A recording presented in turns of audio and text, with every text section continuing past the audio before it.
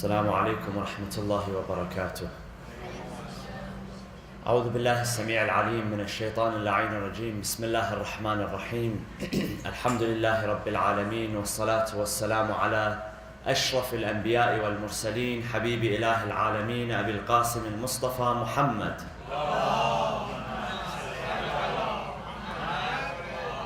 وعلى آل بيته الطيبين الطاهرين المعصومين المنتجبين. أعوذ بالله من الشيطان الرجيم. بسم الله الرحمن الرحيم. من المؤمنين رجال صدقوا ما عاهدوا الله عليه، فمنهم من قضى نحبه ومنهم من ينتظر وما بدلوا تبديلا. صدق الله العلي العظيم، وصلوا على محمد وآل محمد.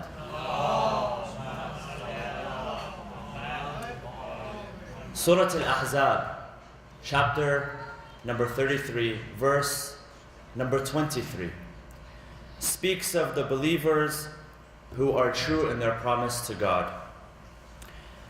And these believers are those who do not yield and they do not change. To understand whom this verse is speaking of, we look to the verses which precede it. Verse number 21 in chapter number 33, Surah Al-Ahzab, says, لَقَدْ كَانَ لَكُمْ فِي رَسُولِ اللَّهِ أُسْوَةٌ حَسَنَةٌ لِمَنْ كَانَ يَرْجُو اللَّهَ وَالْيَوْمَ الْآخِرَ وَذَكَرَ اللَّهَ كَثِيرًا. That in Rasulullah, in his personality, in his character, you will find a good, a benevolent, a great role model for those who remember Allah and for those who want to walk in His footsteps. This chapter speaks mainly of the Battle of Ahzab, which is also referred to as the Battle of Khandaq, the Battle of the Trench, because the Muslims dug a trench in order to protect themselves from the non-Muslim invasion.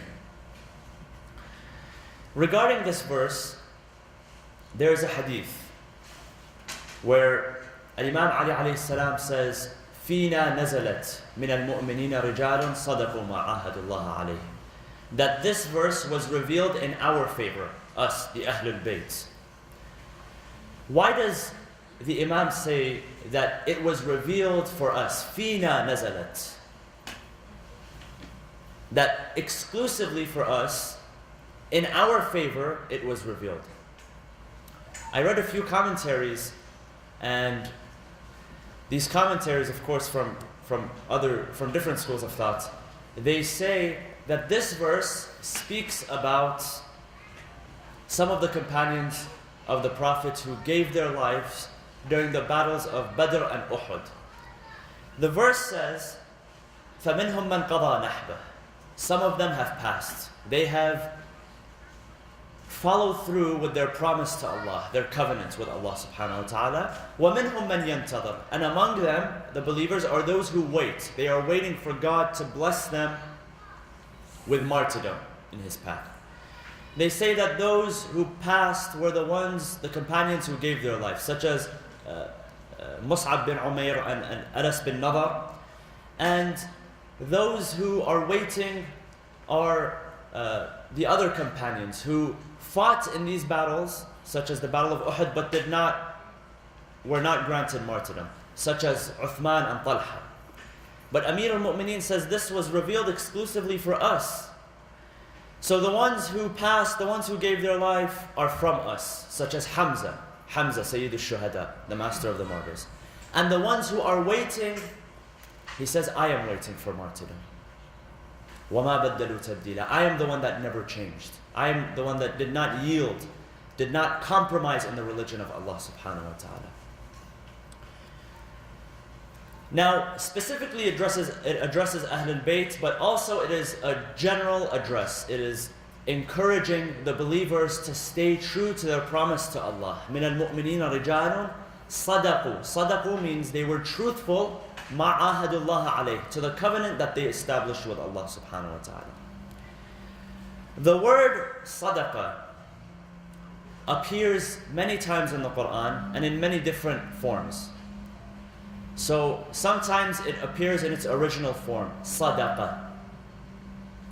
Sadaqah means to believe. It appears in other forms. Saddaqa. Saddaqa means to tell the truth. Saddaqa means to believe. It appears in the form sadaqat. Sadaqat are donations of charity. It appears in the form saduqat, which refers to the mahar, the dowry which is given by a man to a woman upon marriage. The word sadaqa in itself has many different meanings, but its most commonly used meaning is associated with the truth. When Allah subhanahu wa ta'ala says, فَلَا صَدَّقَ وَلَا صَلَّى. Saddaqa means to believe, meaning he did not believe and he did not offer his worship, he did not offer his devotion. مِنَ الْمُؤْمِنِينَ رِجَالٌ صَدَقُوا مَا عَاهَدُ اللَّهَ عَلَيْهِ. There are among the believers men who stay true to their promise to Allah subhanahu wa ta'ala. And again, this word can be used in different contexts. There's a hadith by Amir al-Mu'mineen alayhi salam. He says the following: Sadiquk, your friend, because a friend is referred to as Sadiq, and the word Sadiq comes from Sadaq. But why does it come from Sadiq? Why is a friend referred to as a Sadiq?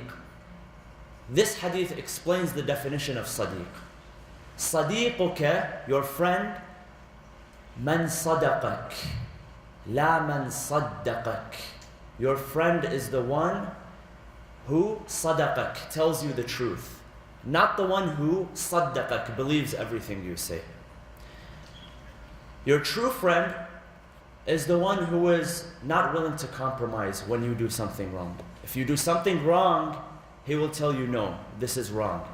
Not the one who will take the truth from you, rather the one who will give you, who will provide you with the truth. The one who will take the truth from you and believes everything you say, everything you do, he'll nod. He'll say, yes, this is good. If you have a friend who approves of every single thing that you do and never disputes with you ever, know that that person is not your friend. That person doesn't want your benefit. That person does not have your best interests.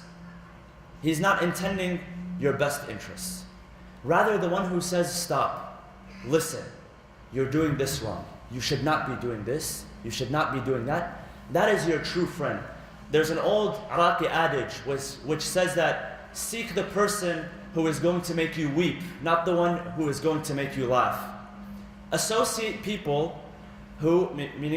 yourself with people who are going to give you the truth, even though the truth is bitter, even though the truth is not comfortable, and he will often make you weep.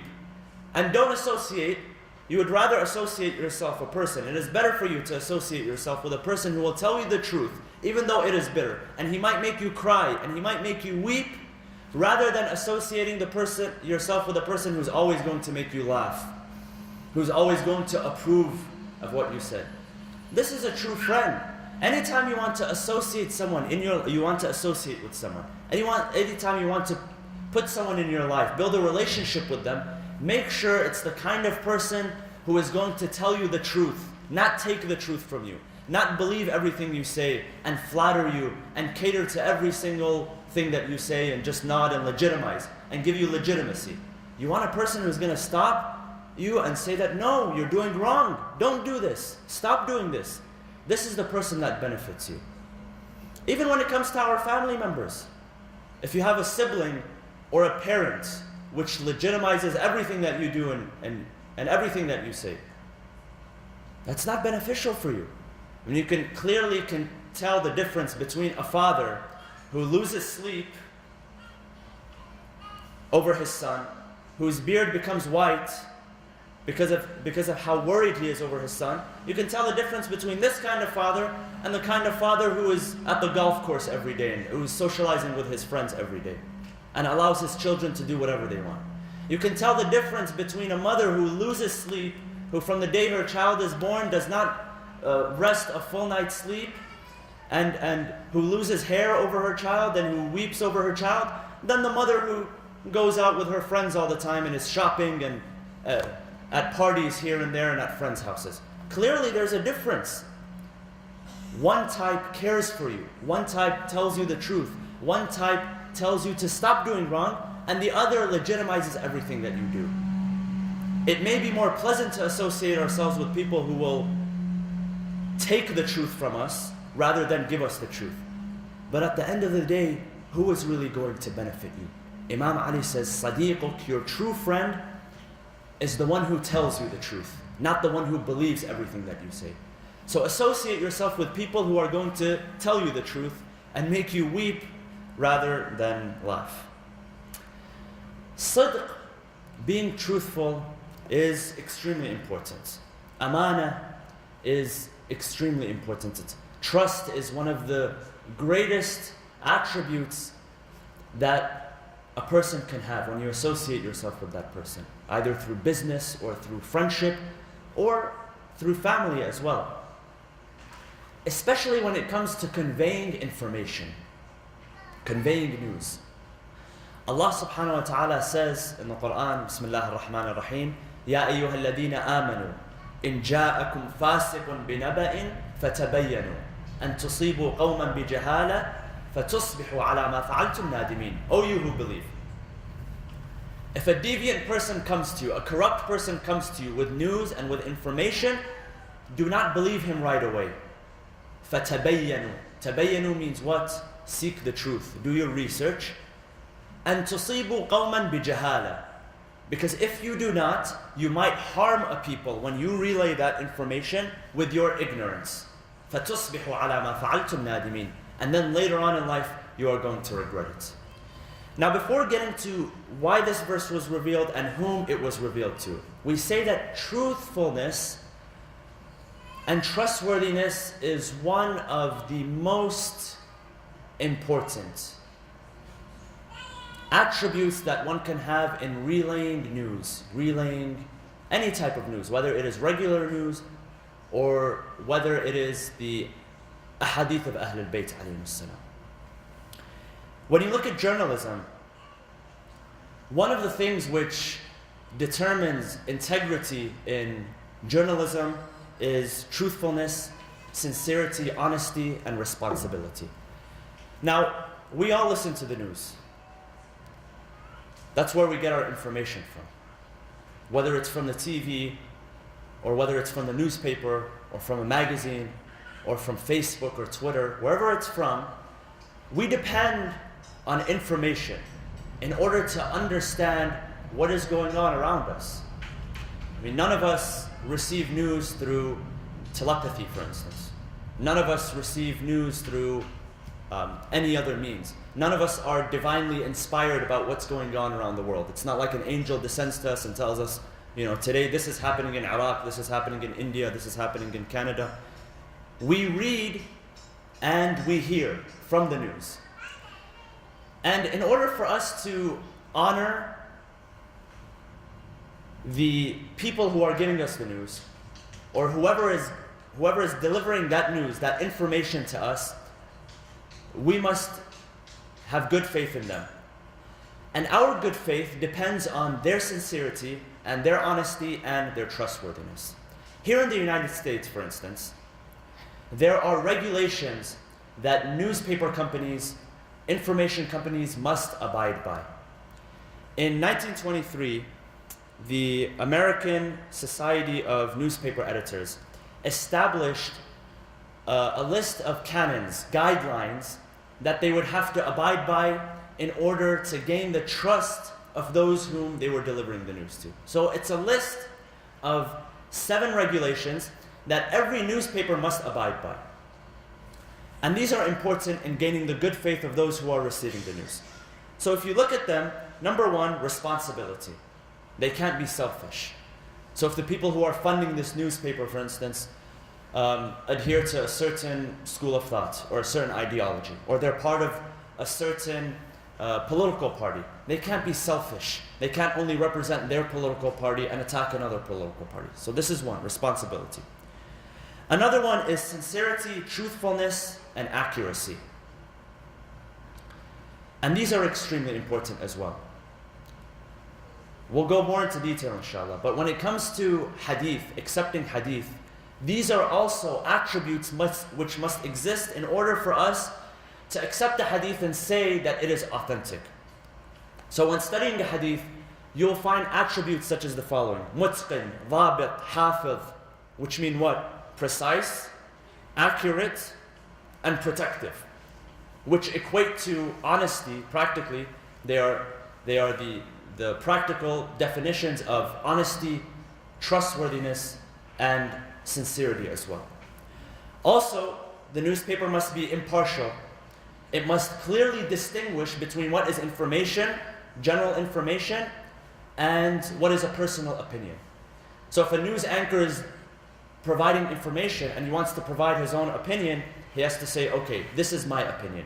Or if a person is writing in a newspaper a certain article and he wants to give his own opinion, there's a special section, the opinion section, in every newspaper. And that's different than what? And that's different than the unbiased information which is being provided. Also, fair play, no cheap shots, and decency. A person has to be decent as well. These are all important in gaining the good faith of the person who is receiving the information. Trustworthiness. Likewise, when you study the world of academics, in academics there is academic integrity, there is intellectual honesty or dishonesty. Also there comes the issues of fabrication, plagiarism. All of that falls under the category of honesty, trustworthiness. Now, honesty and trustworthiness, like I said, is important. Not only when it comes to giving and receiving information, but we're surrounded by, on a certain level, we are surrounded by relative dishonesty in our lives. I did some research and I found some very interesting facts, some very interesting statistics. Now, there was a study done back in 2012, and it was about the dishonesty which takes place in everyday life. So they did polls and they did studies and research, and they came up with a few numbers that I want to share with you. So one of the numbers, it says the following. It says the average lies which are done per day, which are said per day, to either a partner, a boss, or a colleague. The average number of lies. For men, it is how much? How many? Can anyone guess? 6 lies. And for women, it is how many? 11. 3. No. Women lie less. To a boss, nice try. To a boss, a partner, or a colleague. So the average number for men is 6, and for women is 11. Okay. Women who admit to occasionally telling harmless half-truths. A harmless half-truth. How many percent of women admit to occasionally telling harmless half-truths? What's the percentage, do you think? 80%. The ones who admit say 80%. That means there must be 120% in reality. Okay. The percentage of people who lie to their doctor. Doctor, I'm feeling pain. I'm feeling so much pain. I can't sleep at night. Please prescribe this medicine. I can't do this. Please give me this kind of medicine. How many people lie to their doctor? Percentage. 13%. How many percent of people stretch the truth? You can bend the truth, you can break the truth, you can stretch the truth, you can throw the truth at the wall, you can do everything with the truth these days, alhamdulillah, because nothing is taboo anymore. Everything is acceptable. How many people stretch the truth? 32%. 32% of people stretch the truth. So dishonesty is everywhere, and sometimes it happens, sometimes it's intentional, and sometimes it's honest, like they say. It's an honest mistake, or a harmless half-truth, or it's only stretching the truth. However, dishonesty exists. And the problem is when we begin to turn half-truths into a full lie. When we begin to stretch the truth, and then in the end we end up breaking the truth. And then we become desensitized towards lying, and lying is not taboo anymore, and it's acceptable, and every other phrase that we say becomes deception, it becomes a lie. Allah subhanahu wa ta'ala reminds us in the Quran, Bismillah ar-Rahman ar-Rahim, إِذْ يَتَلَقَّى الْمُتَلَقِّيَانِ عَنِ الْيَمِينِ وَعَنِ الشِّمَالِ قَعِيدٌ مَا يَلْفِظُ مِنْ قَوْلٍ إِلَّا لَدَيْهِ رَقِيبٌ عَتِيدٌ. يَتَلَقَّى means to what? When we say تَلَقَّى, if تَلَقَّى آدَمُ مِنْ رَبِّهِ, when we speak about Adam, تَلَقَّى. تَلَقَّى means what? To receive. إِذْ يَتَلَقَّى الْمُتَلَقِّيَانِ, that the two receivers receive. What are they receiving? عَنِ الْيَمِينِ وَعَنِ الشِّمَالِ قَعِيدٌ. Qa'id comes from qu'ud. Qu'ud means to sit and to wait. So they sit on the right and the left, and they are receiving everything which is being said. Who's he speaking of? The angels. The angels that are on our right and our left. The ones who are recording and transcribing everything that we do on a daily basis, day-to-day basis, hour-to-hour basis, second-to-second basis, split-second to split-second basis. إِذْ يَتَلَقَّى الْمُتَلَقِّيَانِ عَنِ الْيَمِينِ وَعَنِ الشِّمَالِ قَعِيدٌ مَا يَلْفِظُ مِنْ قَوْلٍ إِلَّا لَدَيْهِ رَقِيبٌ عَتِيدٌ. He does not say anything but that there is Raqib and Atid, a supervisor. Raqib and Atid are two words which have a similar meaning. Supervisors, which write down, they record everything that he says. So everything that we say, whether we actually say it, or we write it in an email, we compose an email, or you text it, or you post it on Twitter or Facebook or Instagram, all of that, there's an angel. Whenever you post something on Twitter or Facebook or Instagram, there's an angel which is snapshotting that. He knows exactly what is going on. And he writes it and he records it. And then what happens? All of that is recorded. And on the Day of Judgment, it is brought to you in what? Sijil, a big book. Every single thing you said from the beginning of your life to the end of your life. Let us remind ourselves that these harmless half-truths, or when we stretch the truth, that's also going to be recorded. Might not be a lie to us, but it's also going to be recorded. And you have to answer to Allah subhanahu wa ta'ala on the Day of Judgment. The hadith says that when a person passes away, these two angels, because when you pass away, there's no more speech, nothing which can be recorded anymore. The recording is done, that's it. It's closed, it's sealed, it's finalized, and it's delivered. What happens to these two angels? They sit at the grave of a person, and they begin to supplicate for that person. They begin to say, oh Allah, have mercy on this person. When he did good, when he did bad, whatever we recorded, forgive this person. And then, what happens? The sixth Imam, he says, regarding these two angels, he says, إِنَّ الْمُؤْمِنَيْنِ إِذَا قَعَدَا يَتَحَدَّثَانِ, that if two believers sit amongst each other and they begin to speak to each other, قَالَتِ الْحَفَظَةُ بَعْضُهَا لِبَعْضٍ, the hafadha, the memorizers, the recorders, they say one to another, اعتزلوا بنا فلعل لهما سرا وقد ستر الله عليهما. Let's leave. Once there are two believers, trustworthy believers, the angels say our job here is done. We don't need to record what they are saying. We don't need to watch over them. Perhaps they have a secret that we are not allowed to hear, that only Allah subhanahu wa ta'ala is allowed to hear. There are some secrets that even the angels are not allowed to listen in on. There are things which in our life are so private that only Allah subhanahu wa ta'ala has access to. When we read in Dua Kumayl, وَكُنْتَ أَنْتَ الرَّقِيبَ عَلَيَّ مِنْ وَرَائِهِمْ وَالشَّاهِدَ لِمَا خَفِيَ عَنْهُمْ, that, oh Allah, you were the one who supervised me after them, after they left. Who are they? The angels. وَالشَّاهِد, shahid means what? The witness. لِمَا خَفِيَ عَنْهُمْ, to that which was veiled and that which was kept a secret from them, meaning the angels. Meaning even the angels, there are secrets which we have that the angels do not have access to. It's restricted access. Only Allah subhanahu wa ta'ala has access to our deeds. our deepest secrets. The most intimate secrets that we have, we share with Allah subhanahu wa ta'ala, only Him. And only Allah knows about them. Yet we still disobey Him. And there's a reason why God protects our sins. There is a reason why He is so protective. Imagine you did a sin, normal sin, anything. Whether it was theft or drinking alcohol or anything that it could be.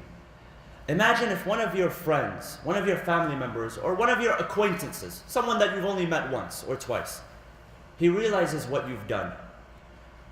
Out of haya, out of embarrassment, would you want to show your face to that person ever again? Probably not. If my neighbor knew that I was stealing, would he still be that friendly neighbor? Would I still be able to benefit from him?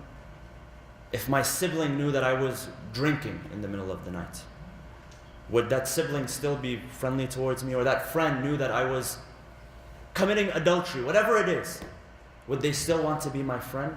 No. The fact of the matter is that we're more embarrassed from people than we are from Allah subhanahu wa ta'ala.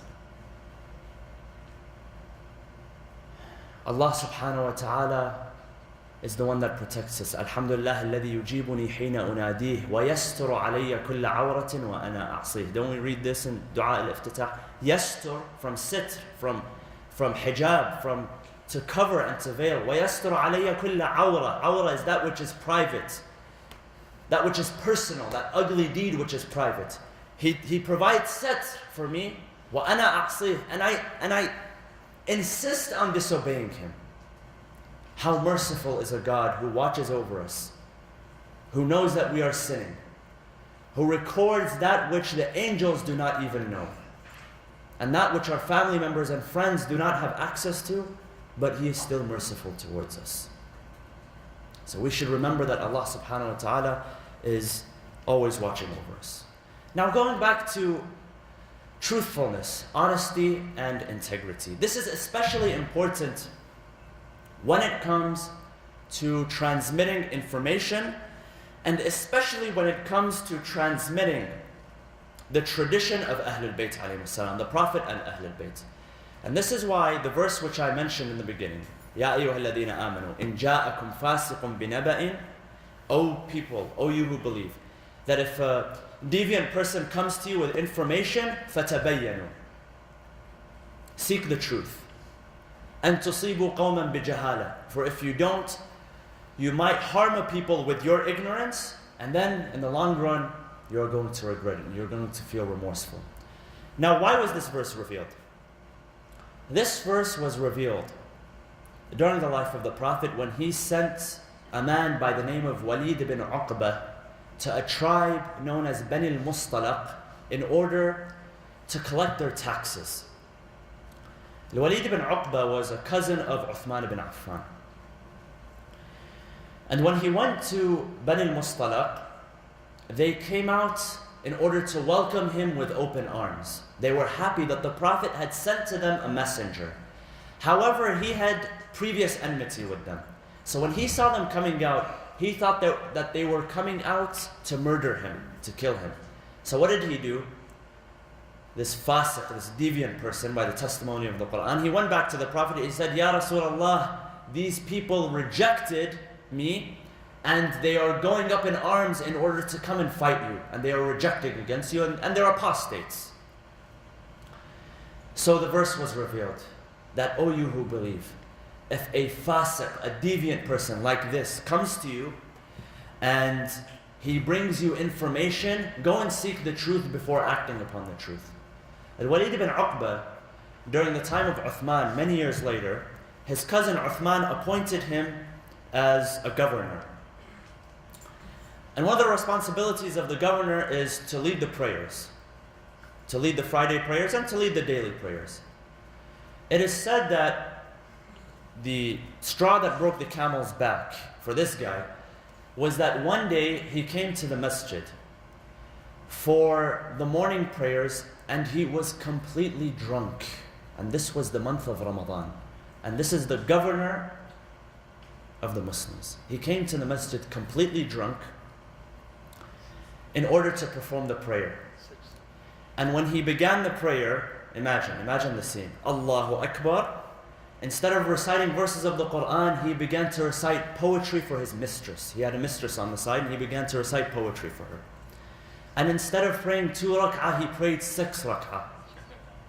And after he was done with the prayer, he vomited all over the masjid and he told them that I've done 6 and I have the strength to go on. I can do more and more if you would like. And then he passed out in the middle of the masjid. This was the straw that broke the camel's back. He had done many things before that. So they wrote to Uthman, the governor, Ya Amir al-Mu'mineen, this is your governor, your cousin, this is the person that you send, this deviant, corrupt person. So the punishment, because it was the month of Ramadan, and because publicly he was drunk, is that he was supposed to be flogged, he was supposed to be whipped. However, when it came time to passing the judgment and when it came time to actually delivering the punishment, he didn't want to punish him because it was his cousin. And he said, no, I can't punish my cousin. This is an embarrassment. This is a shame. This is when Amir al-Mu'mineen stepped in. The hadith says that when he saw Amir al-Mu'mineen step in, he began to run. And Amir al-Mu'mineen ran after him. He said, if you won't punish your cousin, I will punish your cousin. And he placed him on the floor and he carried out the punishment. Said, if you are not willing to punish your cousin, I will punish him. Fatima al-Zahra alayhi salam, she says that what did they hate about Abu al-Hasan? What did they despise about him? That he was uncompromising with the truth. It didn't matter whether he was the son of Fulan or the cousin of Fulan or the nephew of Fulan. The truth was the truth. And this is what they despised about him. And this is what they were jealous about him. The Quran says that this man was deviant. If he comes to you and he gives you a piece of information, then go and seek the truth before accepting it. And this is why scholars today, when it comes to a hadith, not every hadith is accepted. We'll go more into detail, inshallah, in the next coming days. But not every hadith is accepted. There were people who were liars.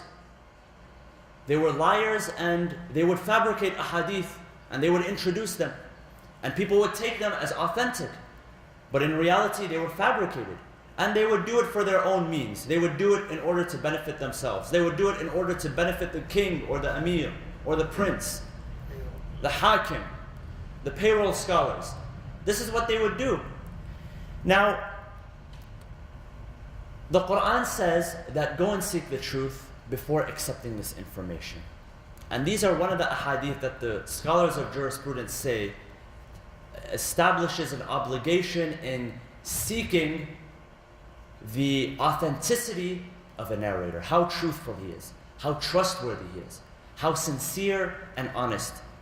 Does he do it to benefit his own gain? What he is narrating, is it benefiting him or is it benefiting Islam?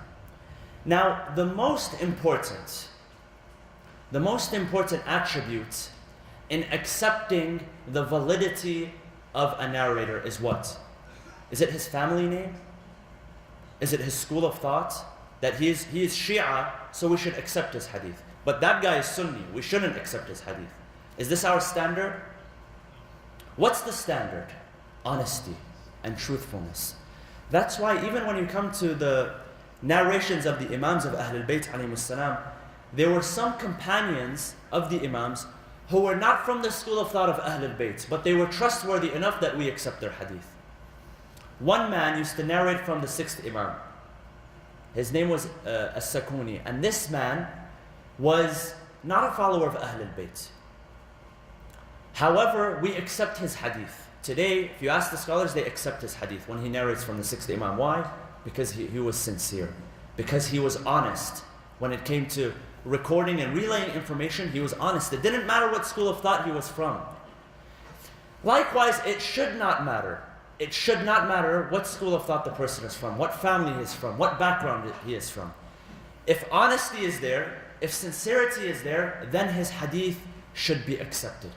So being Sunni or being Shi'i or being Nawusi or being Zaydi or being Waqifi or being this or that should not matter if the person is trustworthy, if the person is sincere and the person is honest in relaying their hadith, in transmitting the hadith of the Prophet and Ahlul Bayt alayhim salam. Sallu ala Muhammad wa ala Muhammad.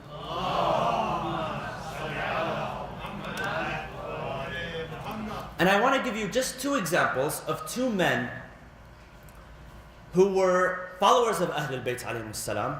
However, their ahadith were accepted by early Sunni scholars. Why? Because they were honest and because they were trustworthy. One of them, his name is Ismail ibn Abd al-Rahman. Ismail ibn Abd al-Rahman was a narrator from the city of Kufa. Ahmad ibn Hanbal, the Imam Ahmad ibn Hanbal, who was one of the more important Sunni scholars of hadith, says that this man is trustworthy. He says that this man is trustworthy. And his hadith is accepted with him. You go to Al-Dhahabi, another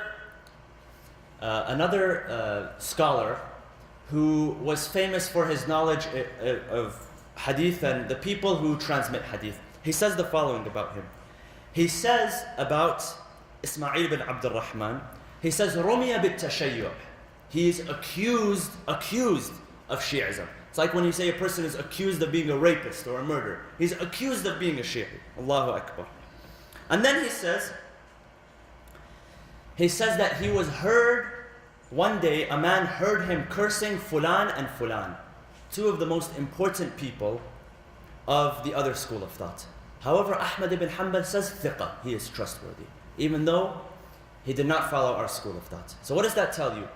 That is the mizan, is the standard. What is it? Is it what school of thought he follows or what he says? Or is it his trustworthiness and his honesty and his sincerity? This is one example. Another example is Aban ibn Taghlib. Aban ibn Taghlib was one of the companions of the 4th, 5th, and 6th Imams of the school of Ahlul Bayt. A great companion. A very great companion, Aban ibn Taghlib. The 6th Imam, Al-Imam As-Sadiq alayhi salam, honored him so much that he said the following to him. He said, اجلس في المسجد وافت الناس فإني أحب أن أرى في شيعتي مثلك. He says, I want you to sit in the masjid and I want you to transmit our knowledge and provide fatwa, verdict for the people, for I love to see my followers walk in your footsteps. This was a man who possessed the knowledge of Ahlul Bayt alayhim salam. And then when he passed away, the 6th Imam said, أَمَا وَاللَّهِ لَقَدْ أَوْجَعَ قَلْبِي وَفَاتَ أَبَانَ. He says that the death of Aban, this man, has brought much pain to my heart. What do other scholars say about him? What do Sunni scholars say about him? Al-Dhahabi, whom I mentioned, Al-Dhahabi was a student of Ibn Taymiyyah. So you understand what kind of influence he was influenced by. However, he is highly regarded in the Sunni school of thought, especially when it comes to his critique on hadith and narrators, those who transmit the hadith. He says the following about Aban ibn Taghlib.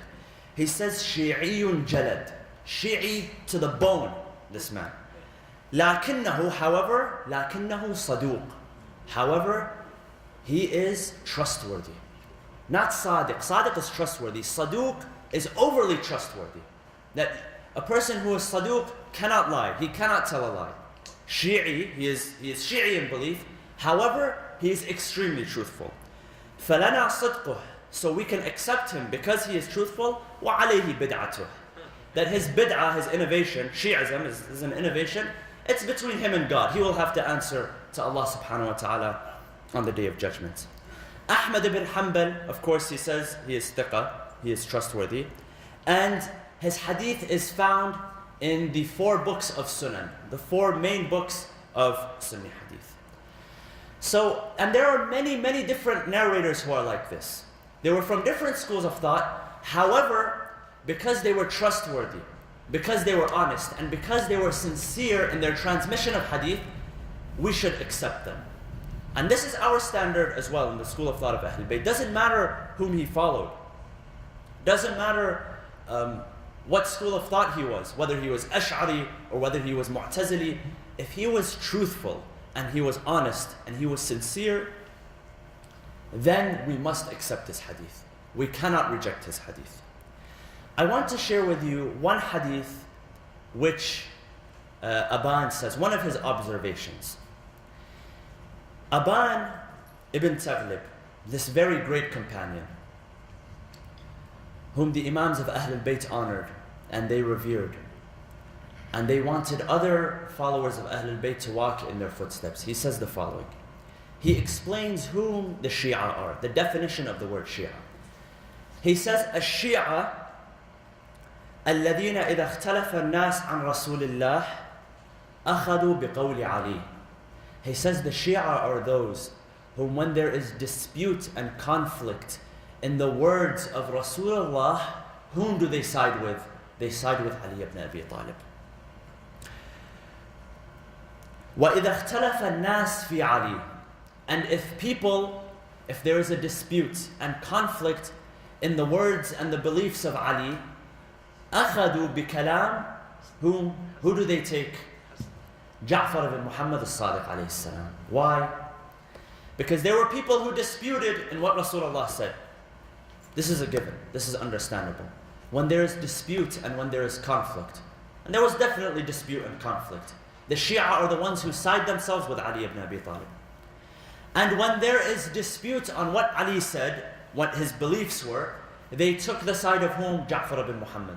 Because there are people who took the side of Zayd ibn Ali. There are people who took the side of Muhammad ibn al-Hanafiyyah. There are people who took the side of Ismail, the son of the sixth Imam. He says the Shia are the ones who follow the manhaj, the way of Ali ibn Abi Talib, and they are the ones who follow the way of Ja'far ibn Muhammad al-Sadiq alayhi salam. And among the people, just like how Ali ibn Abi Talib did not abandon the Prophet Rasulullah sallallahu alayhi wa sallam, among the people who did not abandon Rasulullah at the hardest of times and in the greatest of tragedies and trials and tribulations was the honorable wife of Rasulullah, Sayyidah Khadija bint Khuwaylid. This woman whom tonight we commemorate her martyrdom, a woman who was unique, a woman who truly had no comparison. No one could be compared to her after her life. It is said that one day, one of the wives of Rasulullah came to him and she saw that Rasulullah was lamenting the loss and mourning the martyrdom of a Sayyidah Khadija. So she tells him, Ya Rasulullah, why are you weeping over that old woman? Did not God give you wives which were better? And what does Rasulullah say? He says, by Allah, He did not give me wives which were better. He said that she gave me a progeny when others could not give me children. She blessed him with the progeny from Fatima al-Zahra alayhi salam when other women could not. And she believed in me when you and your tribes and your families disbelieved in me. So she was unique in this regard. And she gave everything to be with Rasulullah. She gave her wealth. She gave her livelihood. She even sacrificed her company. She sacrificed everything that she had in order to defend Rasulullah. It is said that Khadija, whom before marrying Rasulullah, was a very prominent businesswoman. She was very known. People would come to her, she would give them money in order to perform business on her behalf. And that she had so much that she was able to spread the message of Islam in its early days. The Prophet said that the message of Islam succeeded in its early days because of the wealth of Khadija and the sword of Ali ibn Abi Talib. Two of these factors. They are what maintained, they are what allowed the message of Islam to survive in its infancy. And she gave up everything in order to be with Rasulullah. The woman of Quraysh completely abandoned her. The woman of Quraysh completely abandoned her, and they would tell her, why did you marry this poor orphan? Referring to Rasulullah. Number one, he's poor, and number two, he is an orphan.